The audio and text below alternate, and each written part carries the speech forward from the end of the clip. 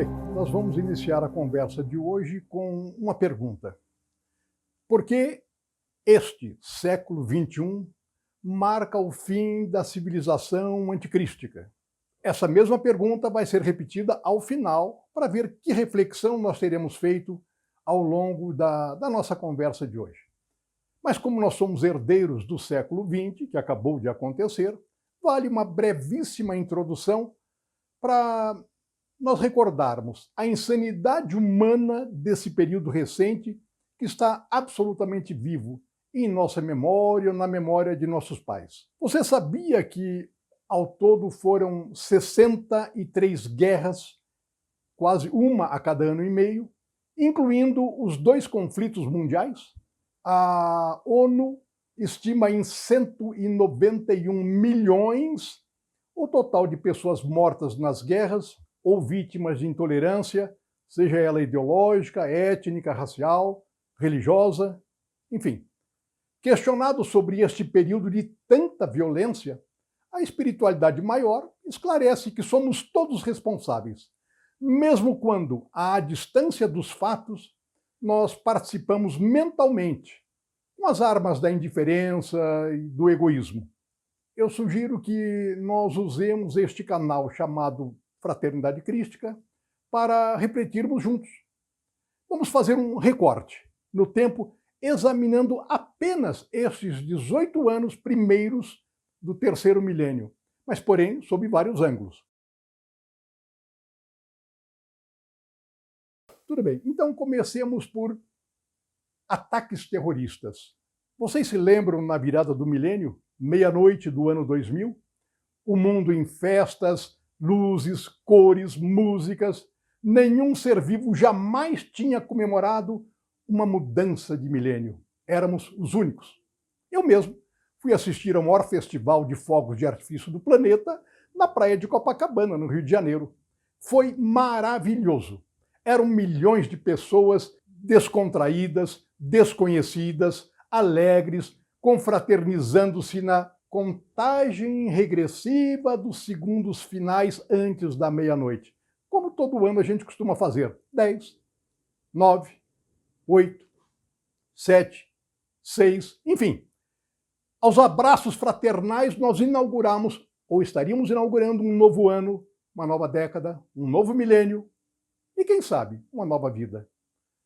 Neste mesmo ano, o primeiro deste século, deste milênio, desta década, dia 11 de setembro, deve estar na memória de quase todos nós que temos alguma idade. Terroristas islâmicos da Al-Qaeda armados em pleno ar, dominando os pilotos, sequestraram 3 aviões repletos de passageiros, lançando 2 deles contra as Torres Gêmeas de Nova York e um outro contra o Pentágono em Washington, nos Estados Unidos. Em 2 horas, quase 3.000 pessoas estavam mortas. E assim inauguramos o ano e uma nova técnica de terrorismo, que é o terrorismo sem fronteira. Ainda nesse mesmo ano, 2001, para caçar esses terroristas internacionais, liderados por Osama Bin Laden, lembram-se dele? No final do mesmo ano, o governo Bush dos Estados Unidos invade o Afeganistão e depois o Iraque, iniciando mais 2 guerras. Claro que esses fundamentalistas, baseados em interpretações deturpadas do Alcorão, o livro sagrado do Islã, haviam declarado guerra santa contra os infiéis, isto é, contra todos os que não partilham da mesma deformada visão de fé islâmica, incluindo uma guerra santa contra o Ocidente. Além de iniciar uma onda de atentados sem fronteira para atingir o maior número possível de vítimas, esses assassinos religiosos desenvolveram um arsenal de atrocidades: escravização sexual de mulheres, enforcamento de homossexuais, degolação de cristãos e etc. Só nesses primeiros 18 anos do século XXI, independente das diversas motivações, somam-se aos milhares as pessoas mortas por atentados. Vamos dar um passeio aí pelo mundo. Comecemos pela América do Norte, Estados Unidos.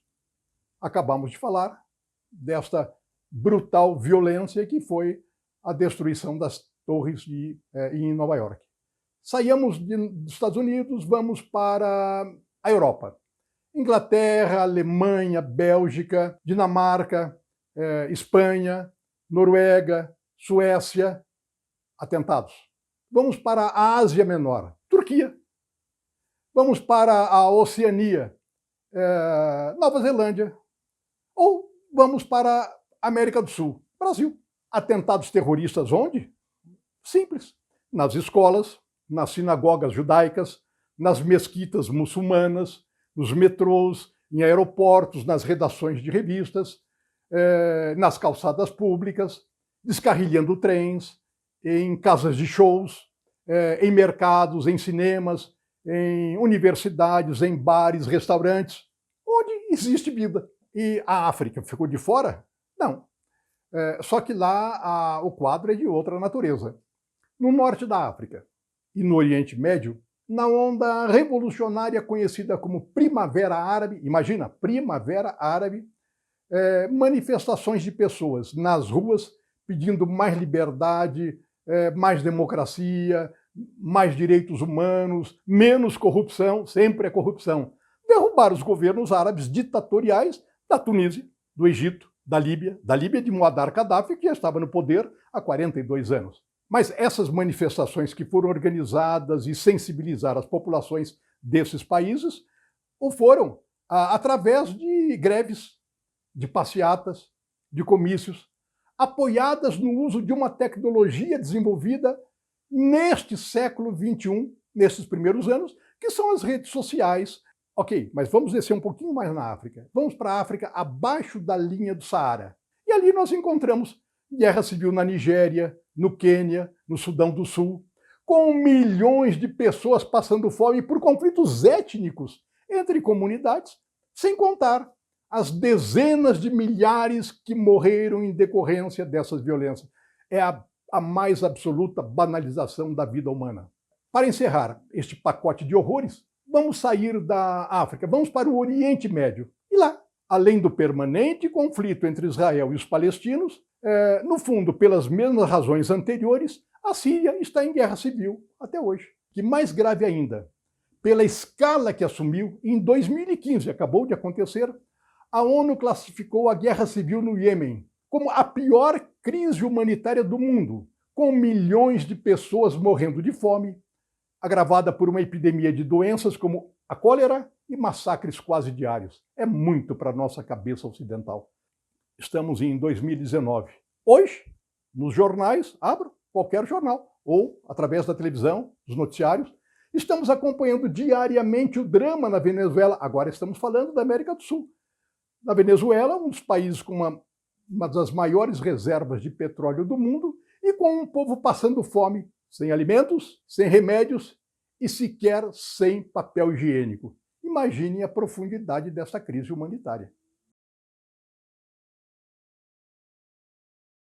Se há violência, se há guerras, há uma consequência. A consequência é uma crise migratória. Os povos nesses países, para sobreviverem e darem qualidade de vida às suas famílias, precisam fugir. E aí começa um novo processo. Centenas de milhares de refugiados fugidos de países em conflito, principalmente na África e no Oriente Médio, e em menor número na Ásia do Sul. Atravessam o mar Mediterrâneo em direção à Europa Ocidental. Embarcações precárias, lotadas, que naufragam e assim por diante. 50%, estatisticamente, é só da Síria, mas também vem da Somália, do Afeganistão, e em direção a quê? Principalmente a França, a Alemanha, a Inglaterra. As notícias dos jornais, ou nos documentários das rádios, das televisões, etc., quase diariamente documentam naufrágios, com vítimas fatais, além de hordas de homens, mulheres e crianças, que, fugidas dessas guerras, lutando pela sobrevivência, tentam atravessar as fronteiras dos Estados europeus em busca do óbvio, de melhores condições de vida. Esses movimentos migratórios passaram a ocorrer de forma mais intensa a partir da segunda metade do século XX, quando, depois de uma gigantesca guerra, que foi a Segunda Guerra Mundial. Só que os estados colonizadores, que até então haviam explorado esses países, passaram a receber imigrantes de suas ex-colônias, que, apesar de sua independência política, continuaram assoladas pela pobreza. Os que chegam aos países de destino vão viver na clandestinidade. Claro, como todo imigrante, chega sem documento ou sem capacitação para posicionar-se diante das leis daquele país. E na clandestinidade, frequentemente são hostilizados, discriminados por motivos óbvios, raciais, religiosos, econômicos, sem contar o risco que todos eles correm quando caem na mão de traficantes de pessoas. Você sabia que ainda existem traficantes de pessoas? A situação é mais grave nos países que são as principais portas de entrada dos imigrantes na Europa, como a Itália, como a Grécia, como a Hungria, cujos governos alegam não ter condições de receber tantos refugiados, querendo que os demais países membros da Europa ajudem na distribuição de todos esses seres. E isto não acontece. Alguns analistas atestam que a aceitação dos refugiados resolveria parcialmente os problemas demográficos de alguns países europeus, com baixas taxas de natalidade. No entanto, o desafio que se impõe é o de assegurar emprego e seguridade social aos que chegam diante de uma Europa em crise econômica, em crise social, com desavenças políticas entre seus membros, além de um crescimento exponencial da intolerância ao estrangeiro e da xenofobia, claro. Eles tentam atravessar. Qual é a primeira barreira que encontram? De novo, o óbvio, como evitar essa invasão. Os países que estão recebendo essas não chamaremos de hordas, porque dá a impressão de serem desocupados, mas essa quantidade enorme de refugiados constrói muros, ou cercas, ou centros de concentração, ou deem o nome que vocês quiserem. São confinamentos humanos, porque é uma forma de eles também resolverem seus problemas momentaneamente. Vocês se lembram quando o Muro de Berlim foi derrubado em 1989? Naquela época, havia 16 muros no mundo, separando fronteiras. Hoje, há 4 vezes mais, há 65, sem contar outras tantas cercas e assim por diante. O principal motivo para a criação desses muros contemporâneos é o controle do fluxo migratório e nas fronteiras dos países. Não tem nada a ver com a milenar muralha da China, tem a ver com uma outra realidade. Exemplo, a Cisjordânia com Israel, muralha. Estados Unidos construindo um muro que o separe do México. A Coreia do Norte contra a Coreia do Sul. A Grécia e a Turquia. A Hungria e a Sérvia, para barrar a entrada de imigrantes que chegam por terra, já não é mais pelo mar Mediterrâneo. Vamos mudar de tema. Vamos dar uma pequena abordagem nesta visão desses 8 anos do ponto de vista da política, e que também resvala a economia, ok? Vamos lá. Vocês se lembram que em 2002 surgiu o euro no dia 1º de janeiro para apenas 300 milhões de cidadãos europeus. Uma moeda comum. Maravilha, o mundo aplaudiu, porque a Europa poderia, através do comércio, eliminar guerras, eliminar atritos, ou pelo menos suportá-las, ou pelo menos atenuá-las. E o comércio comum é um ponto fundamental para que haja integração entre os povos. 2016, vitória do Brexit. Pela primeira vez na história da União Europeia, um país decidiu deixar o bloco. Essa saída foi aprovada por 52% dos eleitores, portanto a maioria dos votantes na Inglaterra concordou. Que motivos? A Inglaterra quer criar restrições a imigrantes e exercer uma política econômica totalmente independente. Então, se o mundo deu um passo à frente com um mercado comum, deu também um passo atrás com um de seus principais elementos, querendo afastar-se do bloco. Vamos pegar essa abordagem ainda na área da política por um outro ângulo, pegando só alguns dados essenciais. Vocês se lembram de 2008? Obama, o primeiro presidente negro dos Estados Unidos, neto de muçulmanos, filho de cristãos, ele assumiu o poder em meio a uma das piores crises econômicas da história. Eu, pelo menos, aplaudi um negro nos Estados Unidos chegar a este ponto, porque ele estava representando um abraço fraterno de um novo conceito de coexistência pacífica. Os muçulmanos com os cristãos, com o negro. Imagina a simbologia de tudo isso. Esse mesmo Obama mandou 30 mil soldados a mais para o Afeganistão e resolveu retirar-se progressivamente da guerra do Iraque, que tinha sido aberta pelo seu antecessor Bush. Alguns meses depois, Barack Obama recebe o Nobel da Paz. Maravilha! Quem o sucede na presidência? O atual presidente, Um de seus primeiros atos e uma das suas formulações de campanha: afastar-se do Acordo de Paris que havia sido assinado por seu antecessor, Obama. O que foi esse Acordo de Paris? Imaginemos, em abril deste ano, 2015, um número recorde de países, incluindo Estados Unidos e China, os maiores poluentes do mundo, assinaram um histórico acordo para desacelerar o aquecimento global.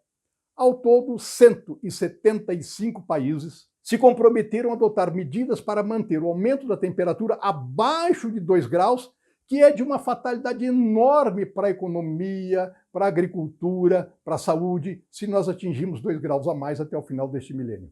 A final deste século, aliás. Mas essa meta foi proposta por apenas 2.000 cientistas, representando 580 universidades em quase todo o planeta. Maravilha! Mais um abraço fraterno. O mundo está suspirando a paz, a segurança para nossos filhos e nossos netos. Eles viverão num mundo mais equilibrado. Ano seguinte, Donald Trump, ele intensifica a guerra na Síria, a Coreia do Norte realiza gravíssimos testes nucleares, até sobre o Japão, e Trump renuncia ao Tratado de Paris, assinado pelo seu antecessor Obama.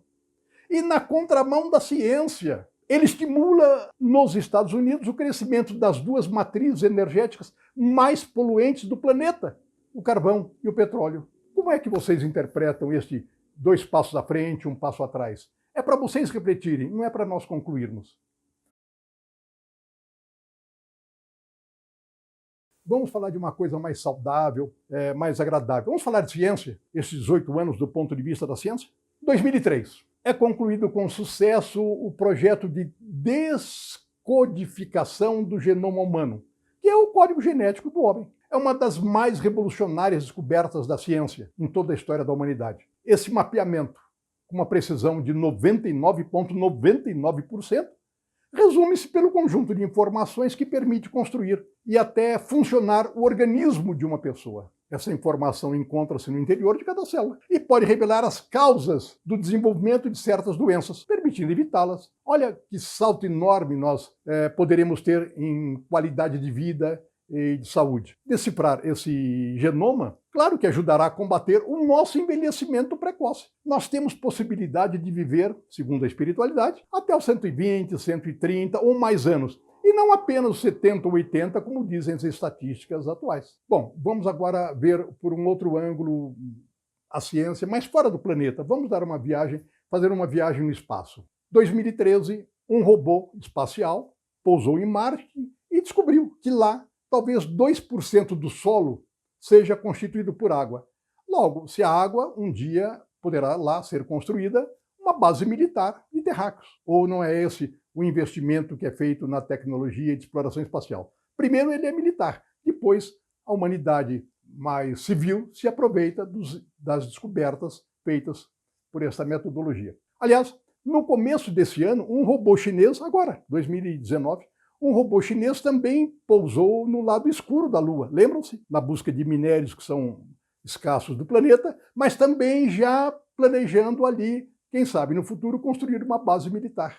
Outra sonda, ainda recentemente, pousou em Titã. É a maior lua de Saturno. E o Japão lançou uma sonda para estudar Vênus. Outra foi enviada pela NASA americana e chegou já à órbita de Mercúrio. Veja que conquistas fantásticas. E, em 2012, cientistas do CERN, CERN é CERN, é uma organização europeia para pesquisa nuclear. É o maior laboratório de física do mundo. É um anel subterrâneo com 27 quilômetros de circunferência, localizado na região de Genebra, na fronteira entre a França e a Suíça. E cientistas anunciaram ter descoberto uma nova partícula subatômica, considerada como essencial para se compreender a origem do universo a partir do Big Bang, aproximados 13,7 bilhões de anos. Ao comemorar esse feito, alguns dos cientistas desse laboratório disseram que surgem evidências de que podemos estar chegando às fronteiras de universos paralelos através da descoberta dessa nova matéria. Será que a ciência não está revelando agora aquilo que Jesus disse, que na casa de meu pai há muitas moradas? Vale para refletir. Vamos pegar um outro ângulo. Vamos pegar o ângulo da religião. Em termos de comportamento, o mundo ocidental caracterizou-se pela secularização. Uma das regiões mais cristãs do mundo, a Europa, principalmente nestes últimos anos, ela vem se caracterizando gradativamente por suas populações se declararem não religiosas. Ou seja, há um esvaziamento do conteúdo da religião na cultura da Europa. 2014. Numa recente cerimônia no Vaticano, o Papa Francisco declarou santos os papas João XXIII e o Papa João Paulo II e beatificou o Papa Paulo VI. Esses dois penúltimos papas, que acabei de citar, por não terem enfrentado o abuso sexual de menores por parte de sacerdotes no âmbito da Igreja Católica em todo o planeta, eles acabaram indiretamente, claro que sem sua vontade, mas indiretamente, acobertando a pedofilia dentro da igreja. Mas agora, em 2019, há um mês atrás, com o Papa Francisco, a pedofilia na Igreja Católica começou a ser punida com transparência. O que podemos dizer é que todos nós deveríamos aplaudir de pé essa atitude corajosa que o Papa Francisco está tendo de enfrentar um problema que seus antecessores, de alguma maneira, não fizeram. Vamos encerrar essa conversa de tanta violência. Eu estou com saudade do Brasil. Vamos voltar para o Brasil e falar um pouco das nossas coisas atuais. País fraterno, sem conflitos étnicos, falamos todos a mesma língua. País do carnaval, do futebol, terra da esperança, chamado de coração do mundo, pátria do evangelho, que foi o título de um dos primeiros livros psicografados por Chico Xavier, o autor espiritual Humberto de Campos. Maravilha, voltemos para essa pausa, para esse refresco, para essa ilha de conforto continental chamada Brasil. E agora encontramos recentemente um de seus médiuns, o que tem maior exposição midiática, chamado João de Deus, eu coloco depois disso uma interrogação, médium católico brasileiro, que durante 42 anos realizou mais de, segundo suas estatísticas, 9 milhões de atendimentos a pessoas carentes de orientação e tratamento físico, preso desde dezembro de 2018, acusado por abuso sexual de centenas de mulheres maiores e menores de idade, pacientes espirituais. Como explicar alguém com uma enorme capacidade mediúnica de cura, podendo aliviar o sofrimento de tantas pessoas, perder-se como homem, afastando-se de seu compromisso assumido antes de nascer? Vamos chamá-lo de João de Deus ou apenas João Teixeira de Faria, o médium que falhou como homem? Vamos mudar de tema. Vamos falar de mulher. Feminicídio. Está na moda, os jornais estão tratando desse tema com muita virulência, veemência, com muito esclarecimento. A Organização Mundial da Saúde confirma que o Brasil tem quase 3 feminicídios por dia, somando todos os países da América do Sul, mais Caribe. O Brasil representa, só o Brasil, 40% dos casos. É o 5º país do mundo mais violento contra as mulheres, principalmente as negras, que são as mais vulneráveis. As pesquisas apontam que o risco da jovem negra ser assassinada é 2 vezes maior do que o da branca. A cada 3 vítimas de feminicídio, 2 foram mortas na sua própria casa. Então vamos falar de homicídios. Segundo o Atlas da Violência, que é publicado agora, final de 2018, o Brasil tem a taxa de homicídio 30 vezes maior do que a Europa. Esse relatório informa que na última década foram assassinados no Brasil mais de 500 mil de pessoas. Mais precisamente, 553 mil brasileiros perderam a vida por morte e violência. O número de mortes violentas representa a queda de um Boeing 737 lotado todos os dias. Essa é uma medida que nos dá a profunda dimensão do que é o feminicídio, do que é o homicídio no Brasil. O número dessas mortes violentas no Brasil é também um retrato da desigualdade racial. No país onde 71% das pessoas assassinadas são negras ou pardas. Vamos terminar a conversa de hoje com a mesma pergunta feita no início. Por que este século XXI marca o fim da civilização anticrística? Qual é a tua opinião? Nós vamos continuar com esse tema, sobre outras abordagens. Na próxima semana, por exemplo, nós continuaremos examinando, mas porém do ponto de vista da ciência. O que a ciência tem a dizer? Espero que você aperte aquele botãozinho e que estejamos juntos na próxima semana. Muito obrigado.